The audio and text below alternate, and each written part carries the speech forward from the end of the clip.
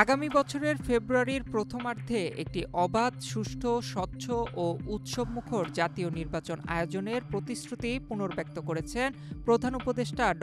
মোহাম্মদ ইউনূস।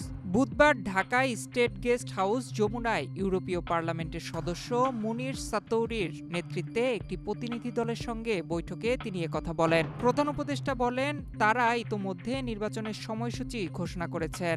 এটি রমজানের আগেই ফেব্রুয়ারির শুরুতেই অনুষ্ঠিত হবে।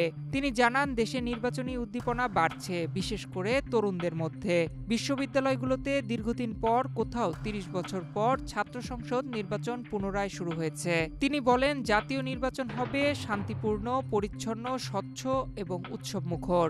এখনো কিছু গোষ্ঠী নির্বাচন পিছিয়ে দেওয়ার চেষ্টা চালাচ্ছে, তবে নির্বাচন অনুষ্ঠানে তারা দৃঢ়প্রতিজ্ঞ।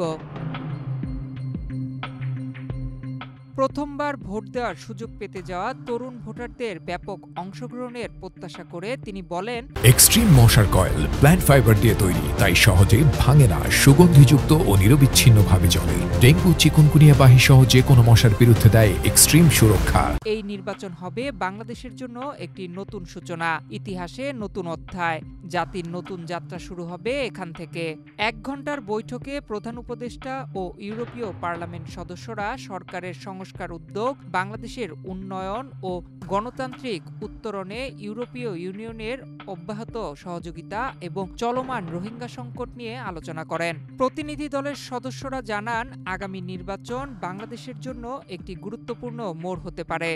একজন ইউরোপীয় এমইপি প্রধান উপদেষ্টা ও তার সরকারের গত ১৪ মাসের অবিশ্বাস্য প্রচেষ্টার প্রশংসা করেন। একজন ডাচ এমইপি বলেন, বাংলাদেশ সম্ভবত খুব অল্প কিছু দেশের একটি, যেখানে পরিস্থিতি সঠিক পথে এগোচ্ছে। ড. ইউনূস ইউরোপীয় ইউনিয়নের দৃঢ় সহযোগিতার জন্য কৃতজ্ঞতা প্রকাশ করেন এবং বাংলাদেশে আশ্রয় নেওয়া ১০ লাখের বেশি রোহিঙ্গা শরণার্থীর জন্য বাড়তি সহযোগিতার আহ্বান জানান। বিশেষ করে তিনি বলেন, শরণার্থী শিবিরে সম্প্রতি তহবিল সংকটে বন্ধ হয়ে যাওয়া স্কুলগুলো পুনরায় চালু করতে সহযোগিতা প্রয়োজন। প্রধান উপদেষ্টার বিশেষ দূত লুৎফে সিদ্দিকী জানান, অন্তর্বর্তীকালীন সরকার যে শ্রমবাজার সংশ্লিষ্ট সংস্কারগুলো করেছে তা বাংলাদেশ ইইউ সম্পর্ককে আরও মজবুত করবে। নয়ন বিশ্বাস, বাংলাদেশ প্রতিদিন।